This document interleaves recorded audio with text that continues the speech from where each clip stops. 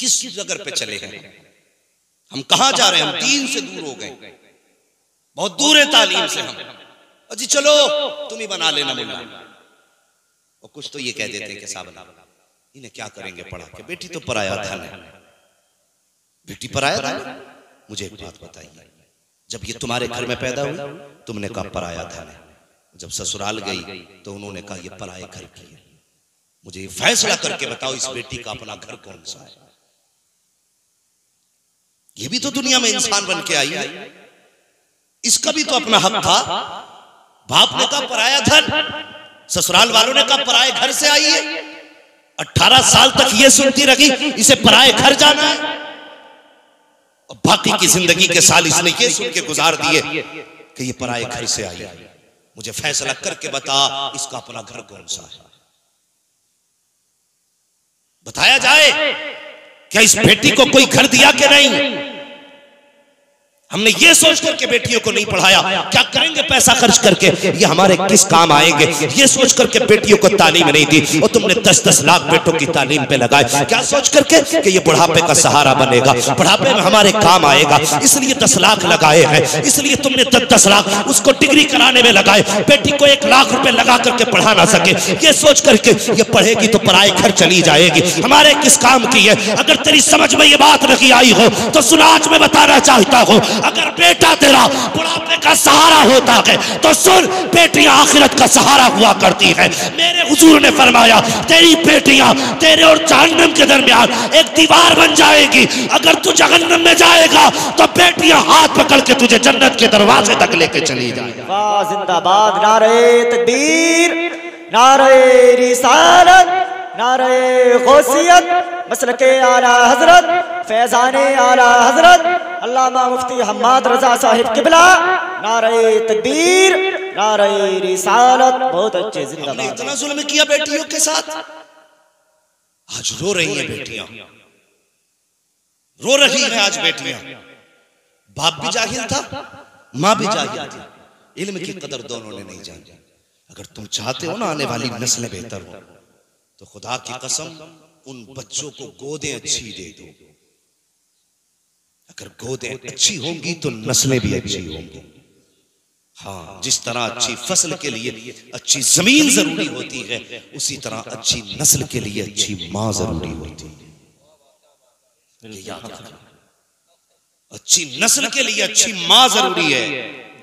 अगर तुम्हारी बेटी ने सिर्फ 2 साल भी मदरसे में गुजारे होते ना और बच्चा रोता ना तो वो मोबाइल बजा के गाना बजा के कान पे न रखती, कम से कम इतना तो करती कि गाने की जगह मुस्तफा की नात लगा देती। लेकिन पूरी जिंदगी बाप के घर नाटक देखते रही, सीरियलों में जवानी गुजर गई, जब बच्चा रोया फिर गाना लगा के दे दिया। और लोग, हमारी कौम के कितने सीधे लोग हैं, कहते नहीं नहीं 12 साल तक तो बच्चे बच्चे होते, 12 साल तक बच्चे बच्चे होते, अभी कोई बात नहीं है। अगर 8 साल में बच्चा किसी का अंडा चुरा लाए ना, अम्मा कहती भी बच्चे ही तो छोड़ो जी, भी बच्चे ये नासमझी में ले आया। नहीं, बच्चे की परवरिश 10 साल या 8 साल के बाद नहीं, बच्चे की तरबियत तब से शुरू हो जाती है जब बच्चा माँ के शिकम में आता है। मैं आपको कहानी नहीं सुना रहा हूं, ये जिंदगी का हर्फ आखिर बता रहा हूं। अगर इसको सुनने के बाद भी गफलत की तो कोई बचाने वाला नसीब नहीं होगा। न मियाओं के तावीज बचा पाएंगे, न मियाओं के गंडे बचा पाएंगे। ये याद रखना, बच्चा तभी से तरबियत के लिए मुतवज्जो हो जाता है जब मां के शिकम में आता है। वो बच्चा नहीं, मेरे उस्ताद गिरामी ने भी बताया, सरकार गो से पाक, अल्लाह अकबर, पूछो ना उलमा से, दुनिया में तशरीफ लाए, माँ उस्ताद के पास ले गई, पढ़ाइए ना हजरत मेरे बच्चे को। उस्ताद ने बिस्मिल्लाह पढ़ाई, पढ़ना शुरू किया, 17 या 14 पारे पढ़ डाले। उस्ताद ने क्या कहा था, जहां इतने पारे हिफ्ज़ किए उतने बाकी भी वहीं कर लेते। तो आपने क्या फरमाया था, कहा उस्ताद जिस दरसगाह में मैंने इतने पारे याद किए हैं उस दरसगाह में इतनी पढ़ाए जाते हैं। उस्ताद ने कहा क्या बात, कहना क्या चाहते हो? फरमाने लगे, ये मैं किसी मकतब में नहीं सीख के आया, ये मैंने माँ की गोद में सीखे।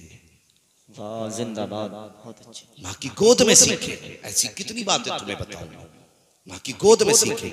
इसलिए मैं कहता हूं अगर नस्ल अच्छी चाहते हो तो गोदे अच्छी दो। हाँ, अगर बेटी कुत्ता बिल्ला पढ़ के आएगी तो तेरे बेटे को कुत्ता बिल्ला पढ़ाएगी। अगर माँ कुरान वाली होगी तो बेटे भी कुरान वाले होंगे, माँ हदीस वाली होगी तो बेटे भी हदीस वाले होंगे, माँ अगर दीन वाली होगी तो बेटे भी दीन वाले होंगे। अल्लाह अकबर। खुदा के वास्ते बेटियों के साथ ना इंसाफी ना करो। बाप भी जाहिल था, कहता रहा पराया धन है, माँ भी जाहिल थी, कहने लगी परदेश जाना है, ससुराल पहुंची है तो वहां भी सारे जाहिल मिले, ससुर भी जाहिल है, सास भी जाहिल है। उसे क्या अच्छा लगता है? उसे अच्छा लगता है मुझे उठ के चाय पिलाए, टाइम से खाना दे, मेरे कपड़े वक्त पे धो के दे। बुढ़िया कहती मुझे अम्मा अम्मा कह के पुकारे। अगर नमाज में बहू लग जाए तो जाहिल सास ससुर होते हैं तो कहते हैं मुसल्ले पे पड़ी रहती है, बाकी का काम कौन करेगा? खुदा के वास्ते अगर इनमें इल्म होता तो तेरी बेटी को पराया धन नहीं कहा जाता, अगर इनके पास इल्म होता तो पराए घर की ना कहा जाता। मैके में होती तो घर वाले कहते ये हमारी है, ससुराल जाती तो कहते ये हमारी है। बेटी आज बेघर है, अगर इल्म होता तो उसे खुदा दो घर अता फरमा देते। सुभान अल्लाह, जिंदाबाद। बहुत इसलिए जरूरी है कि बेटियों को तालीम दो, तालीम दो। हजरत मुफ्ती साहब किबला के इलाके में, मेरे उस्ताद गिरामी के इलाके में आप चले जाइए, घोसी बस्ती इधर साइड में आप चले जाइए, इतना अच्छा माहौल है, वहां बेटियों को जायदाद में हिस्सा दिया जाता है। लेकिन जानते हो इलाका कैसा है? वो उस घर में हर घर के अंदर आलिमाएं मौजूद है। अगर किसी को खुदा ने 7 बेटियां दी है ना तो सातों की सातों आलिम है। 5 भाई है तो पांचों के पांचों आलिम है। इतना अच्छा माहौल, जब उस इलाके में जाओ ना ऐसा लगता है जैसे मुस्तफा के मदीने की बहारें नजर आ रही है। ये इल्म की बरकतें हैं। लेकिन यहाँ तो इल्म से मतलब ही नहीं है। ना बेटे को पढ़ाया ना बेटी को पढ़ाया, कुत्ता बिल्ली पढ़ाया तो वो बाप की जायदाद को माले गसब समझ के ना उस पर बैठ जाता है। हाँ, ये अब्बा का माल है तो फिर मेरा है। ओ भाई, शरीयत ने बेटियों का भी हक रखा है। तुमसे गुजारिश करूंगा, पूछो मुफ्ती साहब किबला से, पूरे इलाके को फतवे हजरत अता फरमाते हैं अपने कलम से। पूछो हजरत से, अगर बेटों का दुगना है ना तो एक हिस्सा बेटी का भी है। देते हम लोग नहीं। कयामत के दिन पकड़ होगी एक एक की, चाहे कितना बड़ा हाजी नमाजी क्यों ना हो। अगर बेटी का हक खा के गया है ना, उस वक्त तक बख्शा नहीं जाएगा जब तक बेटी का हिसाब नहीं ले लिया जाएगा। देते हैं हम लोग? बिल्कुल नहीं। बस इंतजार करते हैं। अब्बा कहता ना इसे संभाल बेटे, नाराज ना हुआ कर बहन पे, ये 18 साल की मेहमान है, फिर चली जाएगी तो ये लौट के नहीं आएगी। और खुदा के वास्ते बाप आया कर, जब तू बेटों को जायदाद बांटा करे ना तो जहाँ बेटों को तूने 2 कमरे दिए हैं, एक कमरा बेटी को भी दे दिया कर। इसलिए कि जब ये ससुराल से वापस आया करे तो इसे तेरा मेरा मुंह देखना ना पड़ा करे। इसका जब तूने 1 कमरा घर में दिया होगा तो जब आएगी ना तो फख्र से सर उठा के आएगी कि तुम्हारी जायदाद में नहीं आ रही हो, मैं अपने उस मकान में आ रही हूँ जो मेरा बाप मुझे दे करके गया है, जो मेरे बाप ने मेरा हिस्सा मुकर्रर किया है। मैं अपनी जायदाद में आ रही हूँ। कभी बेटियों के साथ ना इंसाफी ना किया करो, इन्हें कमजोर ना जाना करो, बेटियों के साथ उनका हक ना खाया करो। अल्लाह तौफीक दे तो बेटियों का हक अदा किया करो। बेटियां पैदा हो तो चेहरे उतर जाते हैं, कहते नहीं बेटा होगा तो इसे डॉक्टर बनाऊंगा। बेटी पैदा हुई तो काम काज में लगा दिया। कितने तुमने मीठा जहर बेटियों को दिया, उसको पूरा जिंदगी तुम उससे घर की सफाई कराते रहे, उससे बिस्तर उठवाते रहे, बिछवाते रहे, तुम्हारे कपड़े धुलती रही, कभी उसकी जिंदगी और मुस्तकबिल के बारे में नहीं सोचा। तुमने बेटियों के साथ कितनी बड़ी नाइंसाफी की है। तुम्हारे चेहरे उतर जाते हैं बेटियों की पैदाइश में। और मुस्कुरा दिया करो। अगर बेटे पैदा होते हैं तो खुदा की कसम वो बुढ़ापे की लाठी बन करके आते हैं। जब बेटियां आती हैं तो रिस्क का सहारा बन के आती है, जन्नत का टिकट बन के आती है, आखिरत का परवाना बन के आती है। बेटियों को देख करके चेहरे न बिगाड़ा करो। बेटी कितनी बड़ी नेमत होती है, कभी तुमने सोचा ही नहीं है। अल्लाह अकबर, जब मेरे हुजूर के आंगन में सैयदा तैयबा ताहिरा आबिदा जाहिदा हजरत फातिमा ज़हरा तशरीफ लाई है, आपकी चच्ची, मेरे हुजूर की चच्ची दौड़ करके आई, कहती या रसूल अल्लाह, मेरी ख्वाहिश थी कि इस बार बेटा होता, मैं आपको बेटे की खुशखबरी देती, हुजूर आप मुझे इनाम से नवाजते। कहा क्या हुआ? कहा लेकिन क्या करूं, खुदा ने आपको चौथी बेटी अता फरमाई है। मेरे हुजूर अपनी जगह से उठे और अपनी चच्ची का इस्तकबाल किया, फरमाने लगे चच्ची क्या सोच के आई थी? का ये सोचा था अगर बेटा पैदा होगा मैं खुशखबरी दूंगी, मुस्तफा मुझे इनाम से नवाजेंगे, अब खाली हाथ जाना पड़ेगा। मेरे नबी ने फरमाया चच्ची खामोश हो जा, अरे बेटे वाले क्या देते हैं जो तुझे बेटी वाला देने वाला है। तूने मुझे फातिमा की खुशखबरी दी है, जा मैं तुझे जन्नत का परवाना अता कर रहा हूँ।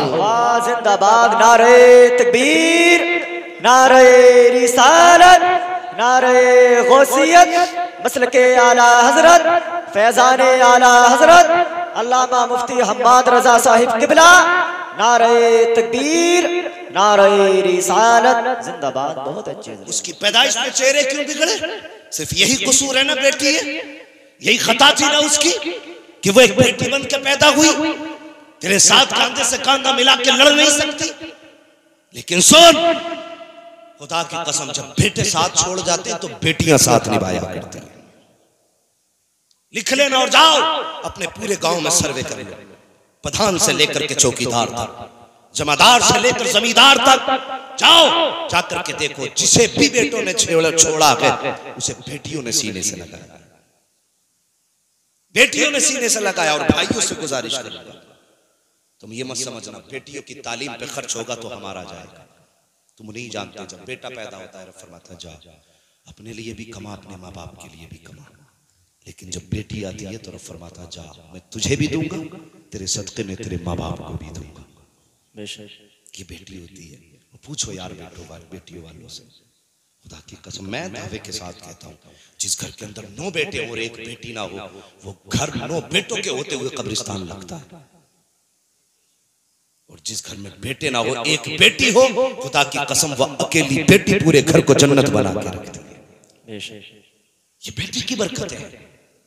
और सुनो, दावे के साथ कहता हूँ, कितनी भी थक के आओ, मजदूर तबके के लोग होंगे, मेहनत कश लोग होंगे, कितना भी थक के आओ, शाम को अगर बेटी सीने पे लेट जाए ना, उसके ठोकरों की सदके में अल्लाह बदन की थकन उतार दिया करता है। लेकिन हमने बेटियों के साथ ना इंसाफी पैदाइश से की है। बेटी पैदा हुई ना तो दादा का मुंह बिगड़ गया, फोन करके कहते हैं सुन रहे तेरे घर में बेटी आई है, क्या हुआ, तुझ पे पहाड़ गिर गए? कि ख्वाहिश थी पोता है, वाह मांग पोते सजदों में यही जूते मारेंगे।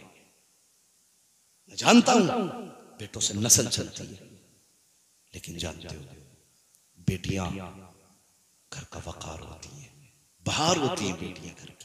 ससुर जो दादा है ना, उसके कलेजा फट गया, आज बेटी पैदा हो गई बेटे के घर में, मर गया तो कि नहीं मेरा बेटा पहले से गरीब था, फिर बेटी आ गई, अब जिंदगी में कहां से कमाएगा। नादान सुन, अगर गरीब था और बेटी आ गई है ना, तो समझ ले अल्लाह ने तेरे घर में रिस्क के दरवाजे खोल डाले। अब तक चटनी से खाता रहा, अब बेटी आई है तो चटनी से नहीं खाएगा। अल्लाह तुझे अच्छे से अच्छे लुक़मे अता फरमाएगा। चेहरे बिगाड़ दिए, बेटी आ गई, लड्डू बांट देना, बेटा होता तो लड्डू बांटते। क्यों क्यों भाई, बेटी पे लड्डू नहीं बांटे जा सकते? क्या फायदा, इससे क्या मतलब है? वो अल्लाह के बंदे सुन, बेटियां रहमत होती हैं, जब अल्लाह दे तो रहमत दामन फैला के लिया।